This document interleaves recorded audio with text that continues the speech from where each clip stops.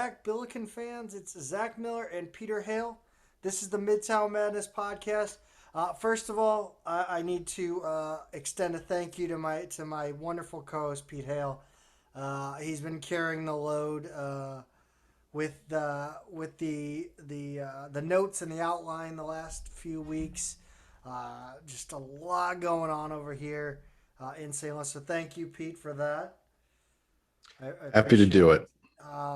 Pete, I think we're going to be a Tour de France podcast for the next couple weeks. Now, I'm kidding, but it is great if you happen to be up at that time of the morning. Uh, but there was talk on Billikens.com today about the Savannah Bananas. If you haven't seen the Savannah Bananas, if our listeners haven't seen it, I believe you have, Pete. Basically, it's a college summer league team, Wood Bat League, I believe, and they do outlandish promotions, outlandish kind of world record attempts. They dance in between innings. And Pete, this got me thinking: what if the Billikens just truly took this idea and leaned into the fan experience? I'm not talking the crazy antics or the dancing at timeouts, but like really leaned into the fan experience and tried to just make it like a 70s ABA or indoor soccer game. Jackie Moon wrestling the bear at halftime. Yeah, I think like absolutely go crazy with the intros, like ridiculous, just light. I pitched CO2 spraying from the backboard on a 3-pointer or a dunk. I think that would be sweet. I know Australia does that. I saw that watching like a Kevin Lish highlight video. It's pretty sweet. What do you so, think? I think they could do it. so playing devil's advocate here, I think there are the stuff that the team does. The Savannah Bananas team. I think probably none of that's going to fly Right, because right, right. they still want to they still want to win games. They have a lot of them have pro aspirations. Correct. I don't think they can goof around, but I do think there's something to be said for doing more for the fan experience. And I think creativity is always welcome there. And not everything's going to be a home run, but I think there might be some lessons there about trying some new stuff. Also, I just realized that we're both wearing green today. Apparently, we both won the sprint at this stage of the Tour de France. So congratulations to both of us on that. We did not plan that. But seriously, let's get into why people actually listen to us. And that is Billiken Athletics, tangentially related athletics talk. The big story on everybody's Twitter, Facebook, Billikens.com, conference realignment. USC and UCLA are heading to the Big Ten. Um, Pete, you're more plugged into this kind of stuff than I am.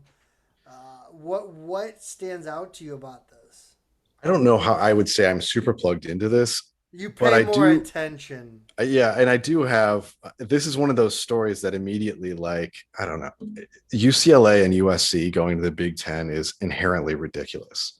Whether you support it or not, everyone knows it's ridiculous.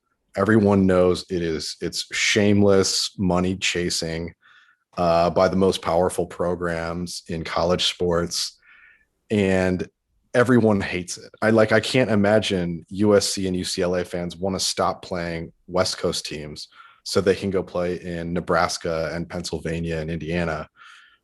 Everything about it is stupid and loathsome, and what's wrong with college sports.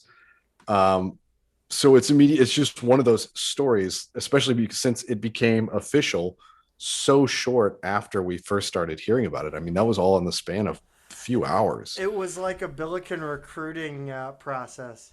Yeah. It was like we're introduced to a guy in the spring and suddenly he's on campus. It's true. But so yeah, I mean, obviously I think people know by now how I feel about this. And I think probably 98% of sports fans are with me, and I'd really question anyone who's not. Even if you're a UC, like I said, even if you're a UCLA or USC I don't. fan, it's just stupid. I don't think how I got to imagine. See, the thing is USC is a football school. I Hmm. understand them going to a more powerful football conference. I get that. UCLA, the majority of their fans are basketball fans. Hmm. Like, there's a difference between playing a football game at 8 a.m. on a Saturday because it's a game at 9 a.m. on a Saturday Hmm. than playing a basketball game at 4 p.m. on a Wednesday night.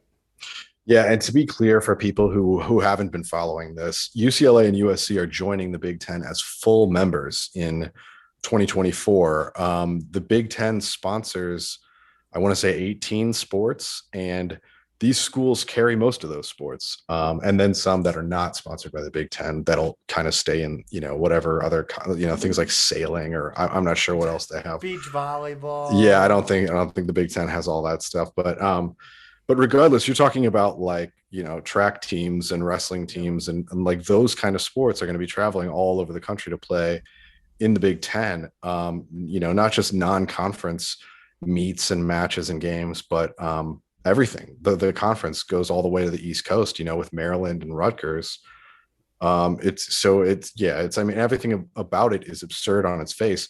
But now you have reports today that the Big 12 is in talks with other Pac 12 programs like Colorado, Utah, Arizona, and Arizona State were specifically mentioned as meeting with the league this week.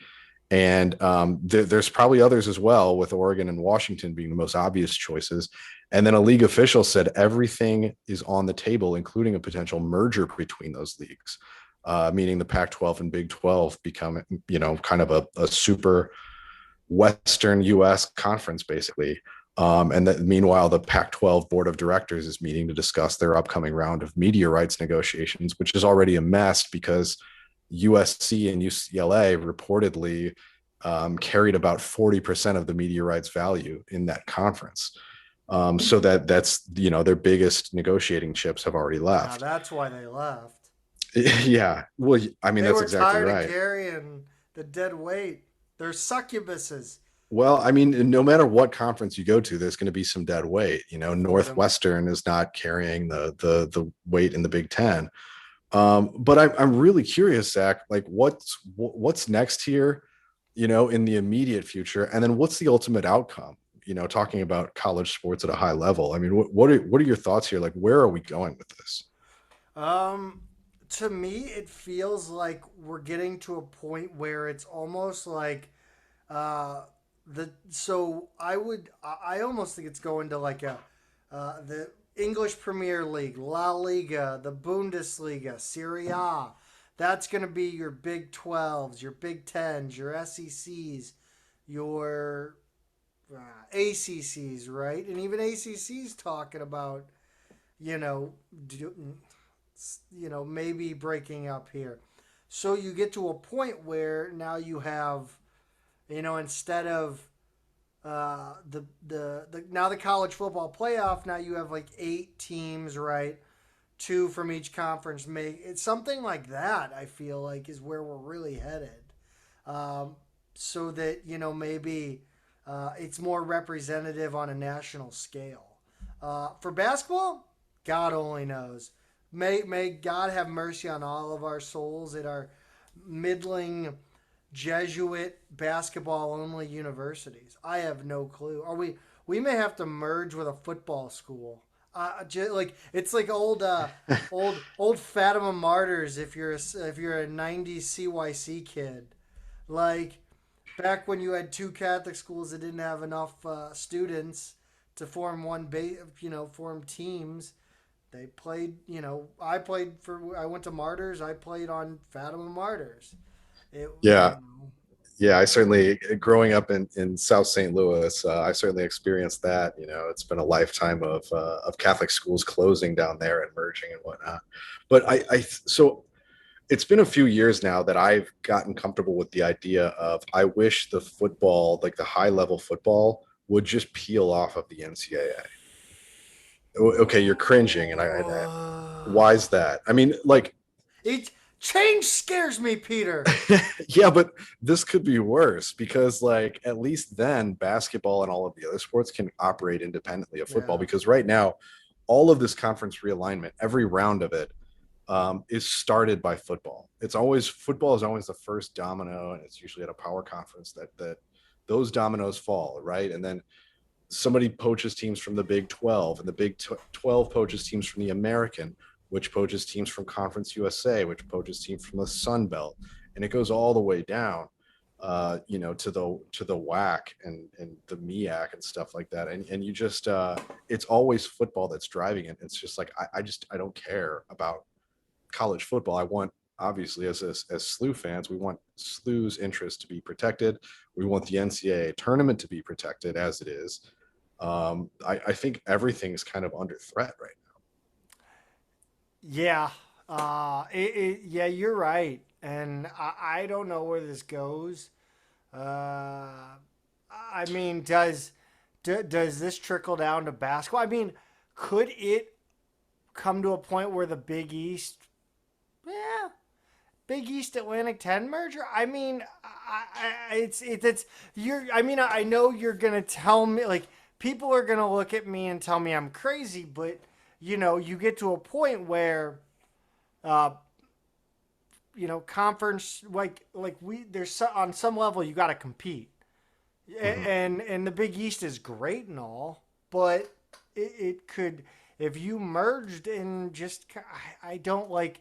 I just feel like this is gonna be the thing, that, like, the new trend. So And I'm not let me saying give that we're worth a damn in the you A10 to join to merge completely, but I mean, it's possible. let me give you a few scenarios here in like the near term. So this is either because Is I this think a the choose your Pac-12 own is adventure toast. situation?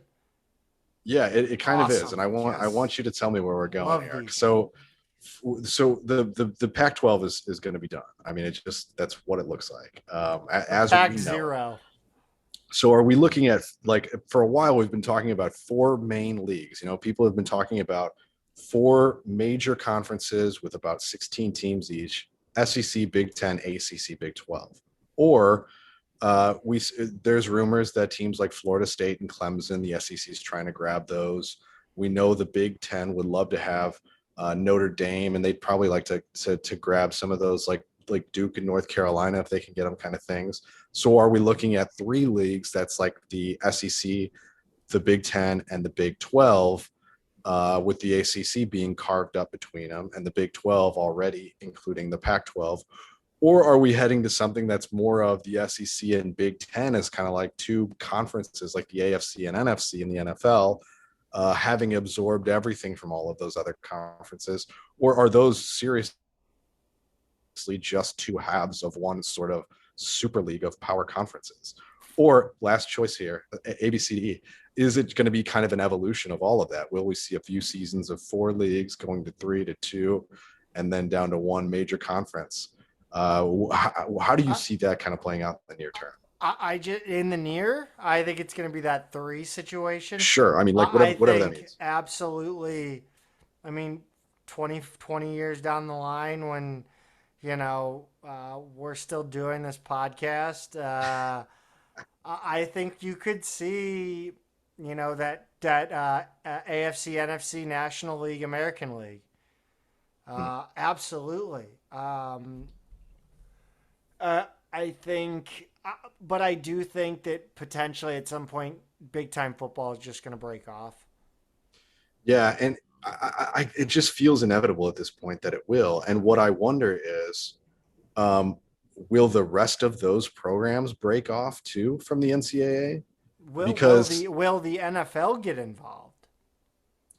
yeah, I mean I that's mean, financially, could they not? Like, I mean, run it as you've got a self-sustaining minor league, and now you can Well, and sign except the players. NFL already has what's I essentially a know, minor league without but having to now pay you a can cent. you can financial. You can have a financial stake, I guess. Well, and then the other thing I'm wondering is if you peel Share on the football off, profits. what does that do for Title IX? Yeah, I Uh, mean, does yeah, yeah.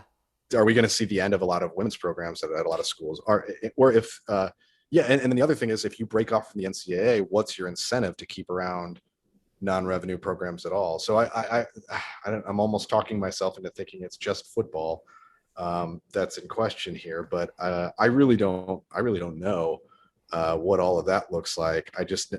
I'm quite frankly tired of football running everything and ruining Yeah. everything, and I'm really afraid for what this means for basketball. But if you're the A10 commissioner, what are you doing right now to be proactive in all of this? Negotiating a merger, Jackie Moon, merger. I don't know what the hell you're doing. I mean, I guess you try to find the most profitable, most marketable schools you can to get them in the conference. Hmm. I think I genuinely think that I think the Big East would truly be served well to get out ahead. And again, we're Billiken fans. Love the idea of the slew going to the Big East, but I mean, Big East should easily come in and try to become that super conference. I mean, you automatically become like the hot new toy, Hmm. right? If you become a super conference, you bring in VCU, you bring in SLU, bring in Dayton, bring in I guess if you want to bring in Loyola, they're marketable. It's not, they may not be the most historically great program. Neither is SLU, but SLU's marketable. SLU's got a great arena, willing to spend the money. Bring in, I mean, I guess it sucks because like UMass has been kind of bad. St. Joe's have been bad. Those are teams that have been historically really really good programs, but they've been shit for the last 5 years, or Hmm. middling. I think the Big East should 100% go for a two division super conference. 100%. I just don't know what that looks like, and I would like to think SLU is a team that would be considered, but I I think think if the highly. I think more highly of our university than most. Yeah, but if the Big East expands by that degree, I think we would definitely be included. I just don't. The thing I worry, I don't know what the Big East's next media negotiation looks like, because it's regular season college basketball outside of that power structure enough of a sell anymore. I don't know. I mean, I like the fact that like it feels like there's a Big East game on Fox Sports every night in the season, like, and I know they do that on purpose. They stagger the games throughout the week. I think it's great. Obviously, I'm biased as somebody who wants to be in the Big East. My wife's team, Xavier's in the Big East. But nevertheless, I like that. I just don't know how feasible that is going forward if Fox is going to pony up for the Big East again, because at the time they were trying to build out their sports network, their sports brand, and the Big East made sense for them. Um, I don't know, man. I think it all stinks. I mean, I definitely no matter what conference you're running, you've got to be proactive right now, for sure, and be in front of wherever these things are going. But what's become clear to me is so much of the information that we get throughout this whole conference realignment process is just it's not valid, it's not good, and it makes you wonder how many people are actually truly close to this process at any given school or conference. So one thing you have in your notes here, or yeah, your notes, they're definitely your notes, except for the intro. I wrote that shit. Um, will the NCAA tournament stay intact, or will the power conferences form their own tournament? Now, I think it would behoove, yes, yes, I use that word. You're welcome. Uh, the NCAA to keep it intact because a lot of the drawing power, like early on especially, are these small teams. in the smaller conferences. Mhm. However, my question is, would a system of bids, much like the UEFA Champions League, again, drawing comparison to soccer, where conferences have set number of bids, would that discourage or encourage conference realignment? The system I would set up that system to where you would review it every 5 years. Yeah, or you would almost have to review it every time there's major realignment, because if Well, that's the thing, though. No. But if you're trying to discourage, to discourage realignment. yes, that's my point. Is would a system of set bids discourage conference realignment? Because that's really what we're going after here, right? Yeah. An increase in NCAA bids. Not only are you looking at the media negotiations, but you're looking at the NCAA tournament bids, and you're looking at the NCAA football playoff bids, right? Yeah. Mo Well, money. NCAA, I think the college football, I mean, their bowl system already operates outside of the Oh, purview okay, of the the credit NCAA. system. So it really would just be the other sports. I think in basketball, which would be the big one driving that, um, honestly, I think the biggest resistance from that idea to that idea would come from the top conferences, because now that they're going to 16 teams apiece, roughly, the Big Ten's there now, the SEC's there, rumored to be looking at more, rumored merger between Big 12 and Pac 12, ACC's at 15. If you tell them you get 8, you get half your conference, they're all going to be pissed off because they've already seen the Big Ten get 9 as a 14 team conference, so they're going to want a ridiculous amount of bids. They're probably all going to want a number of bids that makes it impossible to give every remaining league an automatic bid, or that just basically kills any other at large chances. It would be like 10, 10, 10, and then 1 for everybody else, if they got their way. And that would be garbage, because I'm already sick of seeing a 9-11 Big Ten team lose in the first round. I mean, it's like, I'm already sick of that. And I know I tweeted that out from our account a few days ago. Can't wait to see the Big Ten get 11 bids and then, 1 or 2 teams in the second weekend every year.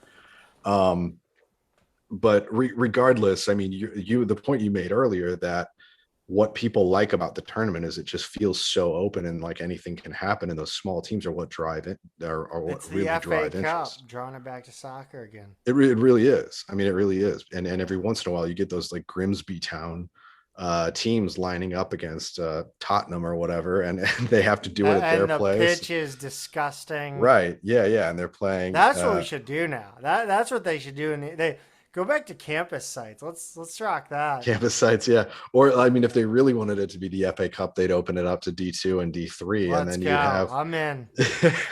Actually, then they should just do that throughout the season. They should just create the true FA Cup of college basketball. it would be fun. That It would would, be it would, wild. yeah. That would be wild. Yeah. And I mean, the possibilities there are truly fun. I mean, I'm even like it would be just. I don't even think I can comprehend.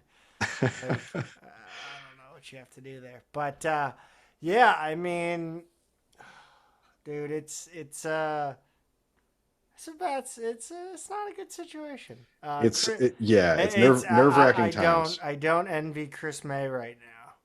No, or any other Yeah. athletic director who's not in a position of power. But one last point that I'll make, drawing more comparisons to European football, is when they tried to form the Super League, those top programs in Europe tried to form the Super League, Real Madrid, Barcelona, a couple teams from Italy, and then the top 6 or 7 teams in the Premier League. The fans revolted, and they didn't allow it to happen, and the whole multi-billion-dollar deal fell apart because the fans revolted. Here, you go from the very first league of UCLA and USC to the Big Ten, to 2 hours later, the schools are officially confirming it, and via press conferences, Twitter, all their social media, whatever. just like that. And it feels like fans here, number one, that I think we all feel like completely powerless to change any of this stuff. It's just matter of fact, this is happening. And then number two, I don't know that the fans would revolt because like I kind of think If the NCAA tournament goes away, fans would lose their mind. but I would they lose their mind or would they just lose their interest and go away? That's what scares me because I would love to see them And lose would their the minds. NCAA care? Well, I don't know if the NCAA has any power left. I don't. I think it's all the schools and conferences now that are driving it. What is the NCAA's opinion on this? Do you think? I Like, mean, what do who you think? knows? Like, I'm curious whether they find this to be beneficial. I mean, they can't like it because they kind of look like right now they look like a substitute teacher who has no control over the classroom, It's movie and like day. kids are standing. Well, I mean, except they don't even have the Two power to like two turn on the p.m. TV. 2 p.m. book drop. Yeah, it's just like they've completely lost any control. It's like that, like look at the way that like NIL rolled out. Look at everything that has happened in recent years in the NCAA. They have no teeth at all. It's pathetic. It's So they can't like this. They can't like the fact that football is driving all of it because football is not where they have their power. You know, football is not where they make their revenue. So it's a really for them, I don't know. I think this is like an existential threat to the NCAA. I think so. I have to imagine they don't like it. it's wartime. It Yeah, is. we're going to the mattresses, Pete. Um, let's talk about Billiken basketball and really, really positive news. Uh, we're Javante Perkins, man. The guy has clearly put in the work, Yeah. and he's ready. I felt like every time we got an update about his injury in the past, 9 months or so, it feels like he's always been a few weeks ahead of schedule. And Yeah, now after that unfortunate ACL tear against Rockhurst, he's been fully cleared for basketball related activity. And he said he still has some soreness and he's kind of getting used to the new normal me too. of his knee. um, he's trying to figure it all out. And I think the coaches are probably still going to take a cautious approach with him on their European tour in August. But it's just so positive to hear that he's come a long way and he's ready to play again. Yeah, I feel like early on, it was a lot negative. I felt like it was a lot more negative and a lot more, can he? There were hurdles that he had to overcome, and he cleared them by a foot. I Yeah, mean, I think a lot of that just there comes were from uncertainty. plateaus. There were plateaus, right? Anybody I Sure. talked to, Yeah. it was, uh, you know, is I don't even remember exactly what the specific plateaus were, but there, it was stuff like when he starts walking again on it, put full pressure on it, and just. Mhm. I think at this point it's very much gonna be all up to his brain and whether or not he can mentally, trust it. Yeah, I think that's right. I think over the course of his recovery, he probably had to lose some of the like the muscle he had put on going into last season, and since then more recent months, he's put that muscle back on to prepare for this season. So I think you're right. It's your brain and your body kind of learning to work together. Like I said, the new normal. His knee, it's going to feel a little bit different than it did before. And then once again, he's adjusting to playing with a bigger frame than he's used to having. So if he can get all of that to sync up, if he can get comfortable with how it all feels, and luckily he has a few months to do it. I mean, it's early July and we're talking about him being in pretty good shape. Um, if he can figure that out in the next 4 months, 5 months, as they head into the season, this team's ceiling is really, really high. I am way too excited. I need to calm myself down before I get my expectations too high. And I mean, I probably in text messages to you, uh, you're probably very aware of how high I think this ceiling is. Yeah. I think this is an unprecedented season that we could be looking at, and not only am I excited, like I think full disclosure to our listeners, our super loyal 100 to 200 people that listen to this regularly. I mean, if this team is as good as we think they can be, uh, Pete, we're gonna have to be a lot better at this. Uh, Yeah.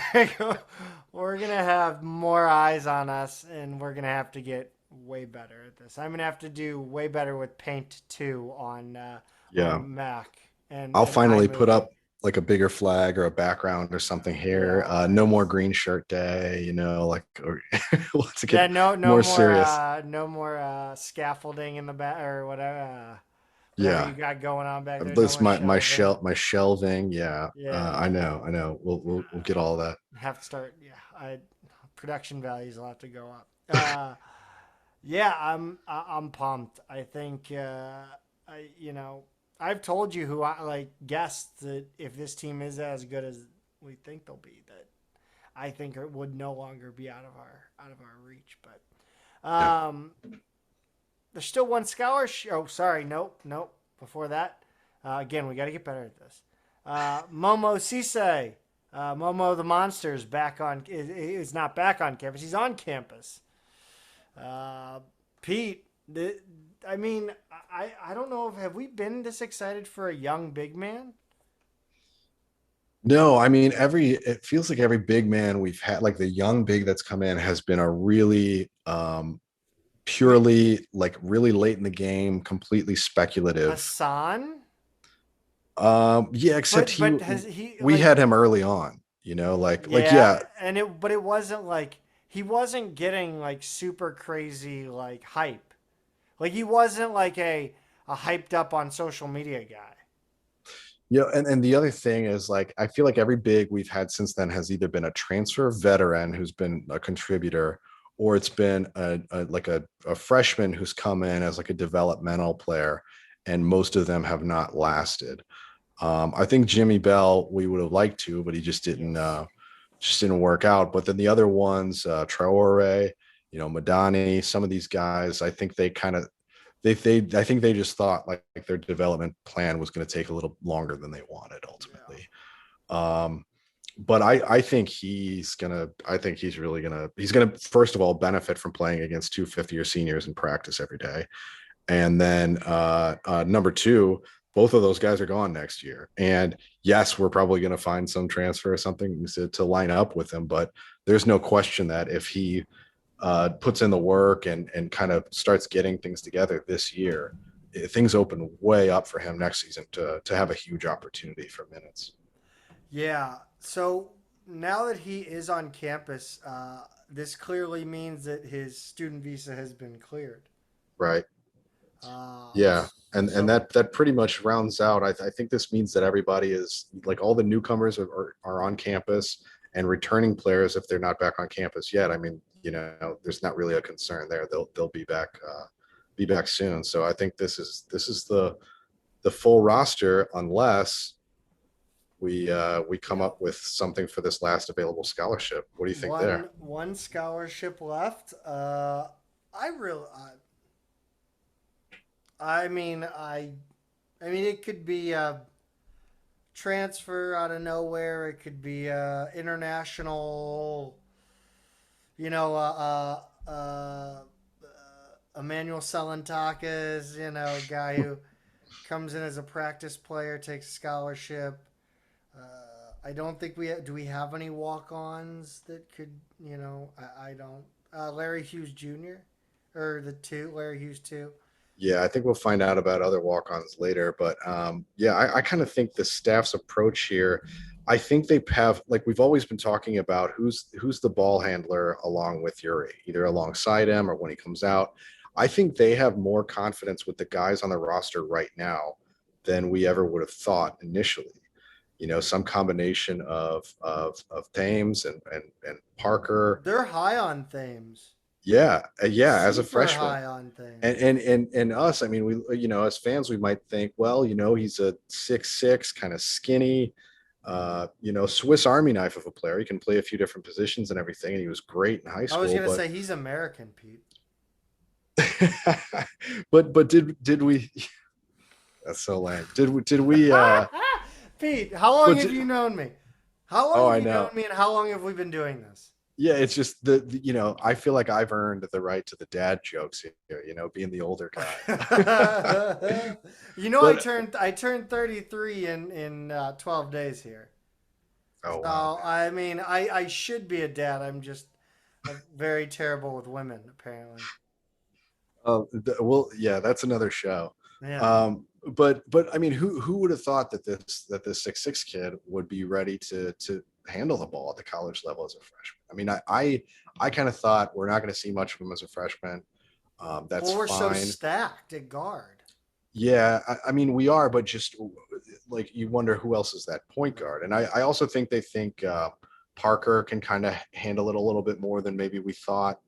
I think, you've got Thatch who's still there. I think there's a few different options as who can bring it up. So I think they're going to be opportunistic. I think if there is just the right player, just the right transfer who's available late and can kind of help out with those duties and doesn't have an expectation of like massive minutes out of the gate, I think there's probably you know I think they'll be opportunistic with it, but I don't think they're like sweating the spot.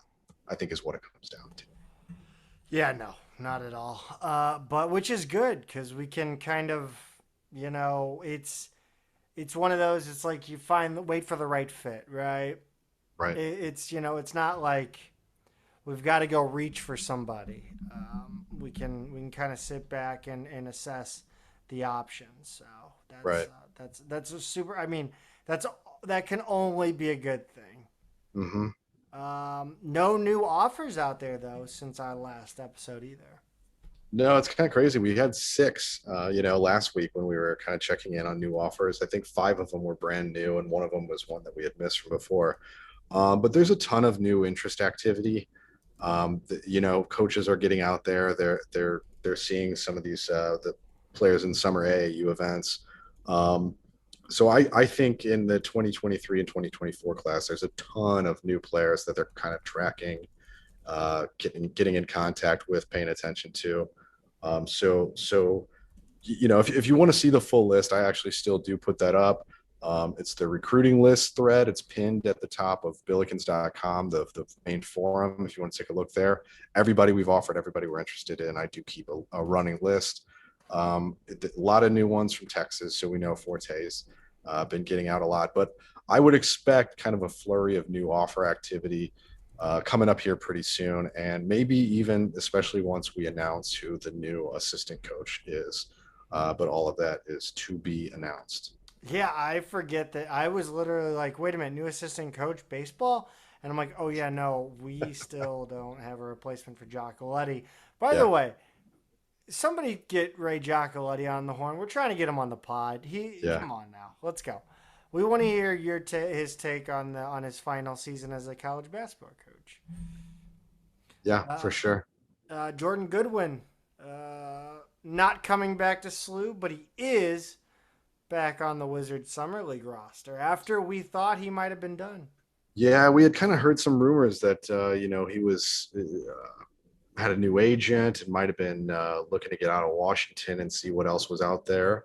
But yeah, he's back on the Wizards summer roster, and it's kind of fun matchup because it's not like they play a full year or anything. But he will face EJ Liddell from Belleville, who's on the New Orleans Pelicans summer league roster. They play on the 13th, just a week from today when this releases. So everybody should go check that out to see two local guys, two Metro East guys go head to head.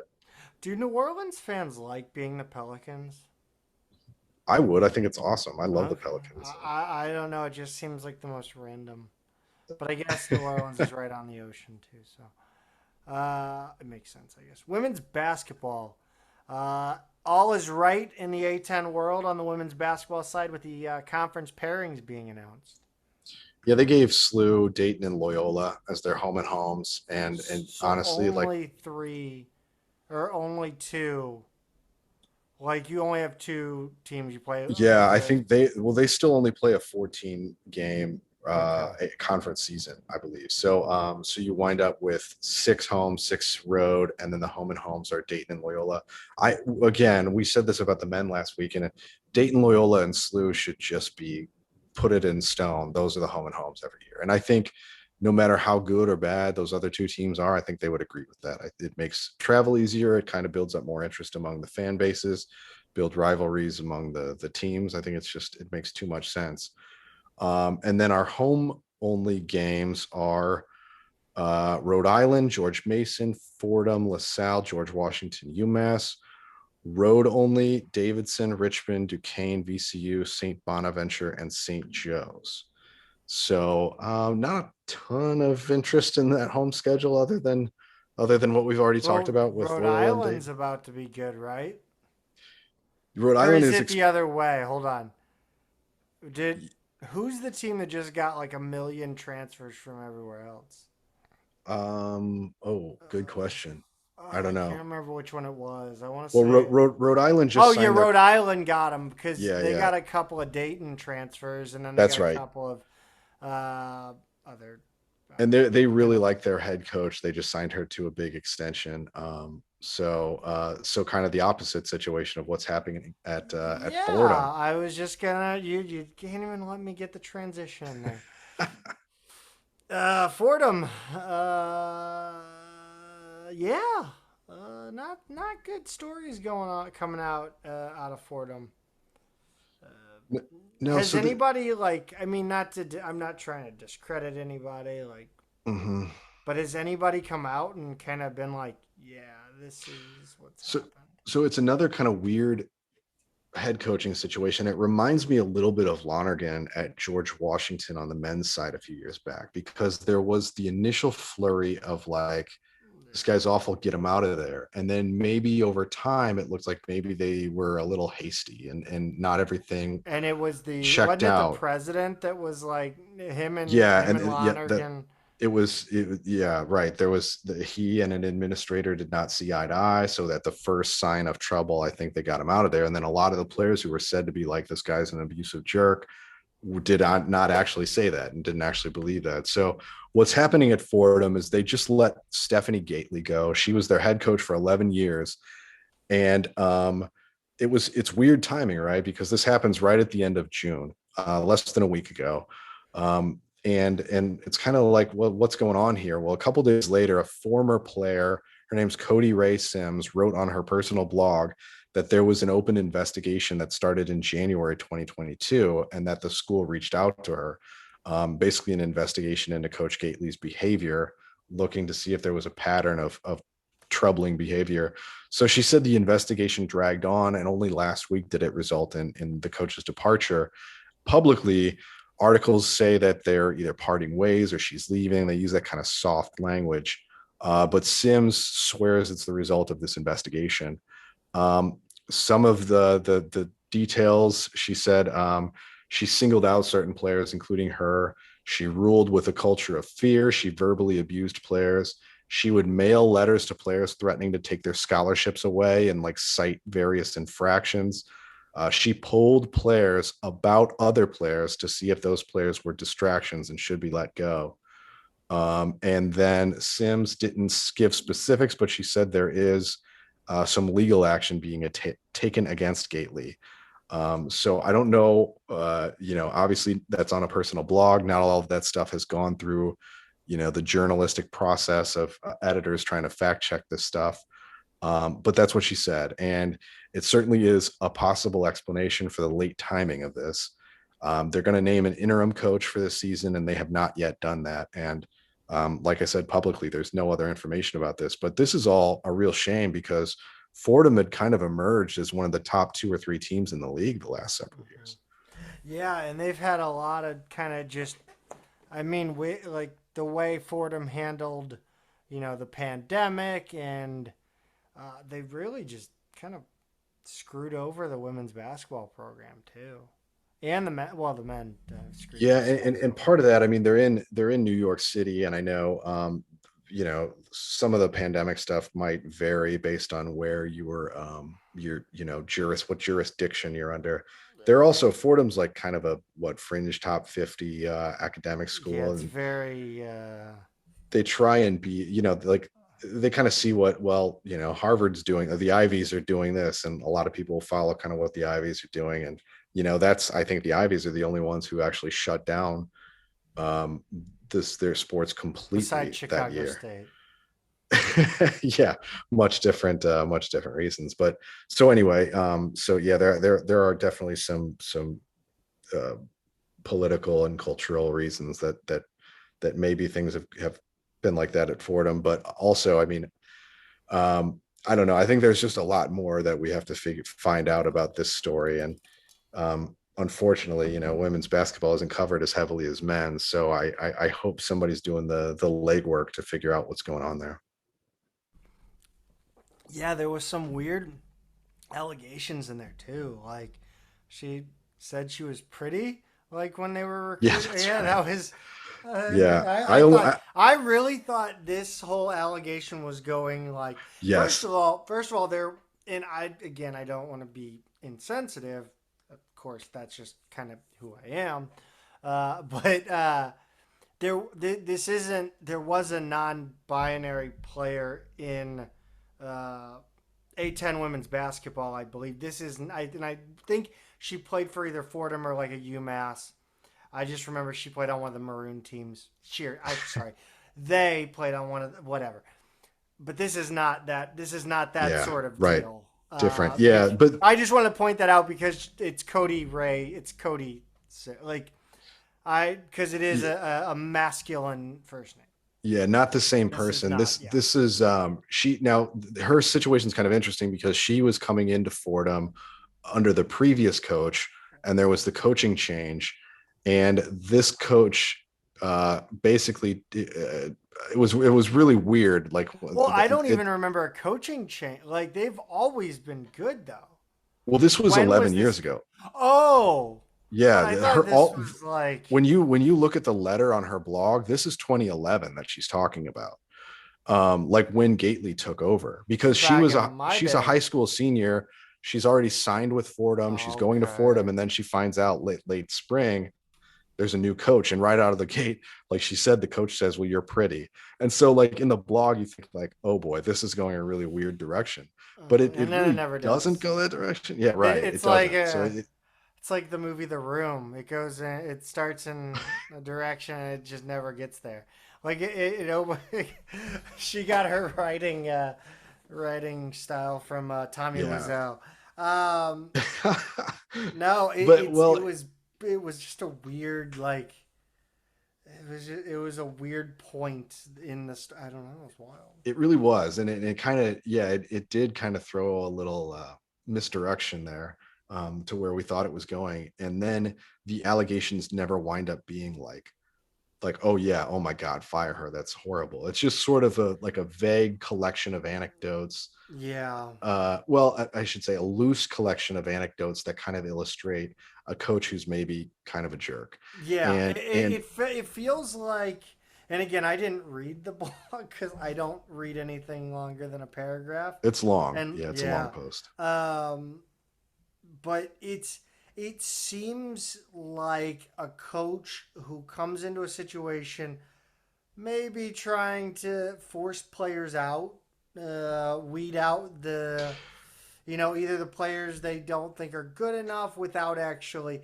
It's like when you're in a relationship and you really don't want to break up with the girl, but you like it, and I'm talking like 10 years ago, college girl. We're not talking now because I'm an adult.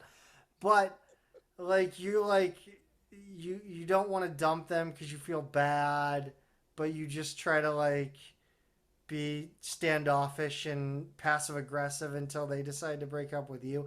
Yeah, That's kind of what this feels like, yeah. Well, she except on a definitely, more aggressive level. yeah, I mean, she definitely took some weird, like the the wording she used, like to this player, like whether you're going to come play here or not, was kind of, it was rough. It was definitely like, Yes. it's just kind of brutal. And then like taking polls of other players about what they think about other players. I Taking a mean, poll. that's some like reality TV like nonsense right there. So obviously every coach comes in and wants to kind of assert their style and have their players. And how many stories did we hear about Rick Majerus and how brutal he was to the players he inherited?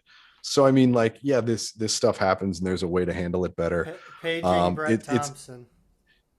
yeah, yeah, and it's going to be interesting to me to see if there's more that comes out to support why she should have been let go, Mhm. or if Fordham was just being overcautious here.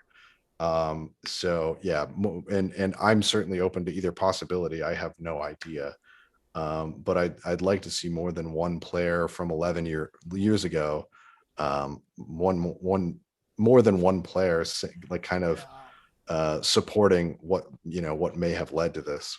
Rhode Island's got to be licking their chops right now. There's another A10 school that they can grab players from that are trying to transfer. So, That's right. That's right. um, speaking of coaches wanting to have their players and uh, get their system in. Uh, well, the women's team here at St. Louis University got a few new players. Yeah, and Two, not a few. stop me if you've heard this one before, but one of them is a transfer from Zach, Longwood University. Longwood Um, University. Brianna Johns goes by Bree. She's listed as a junior, 5'11" wing from Alexandria, Virginia. She actually started her college career at SEMO. She only appeared briefly in 5 games as a freshman.